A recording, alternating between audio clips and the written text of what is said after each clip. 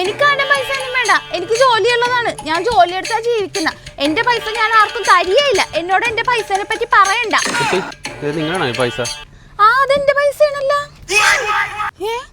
300 ഇതിൽ 1000 രൂപ വേണ്ടായിരുന്നല്ലോ. ബാക്കി എന്തേ? കുട്ടി എനിക്ക് ഇവിടെ നിന്ന് 300 രൂപ കിട്ടിയുള്ളൂ.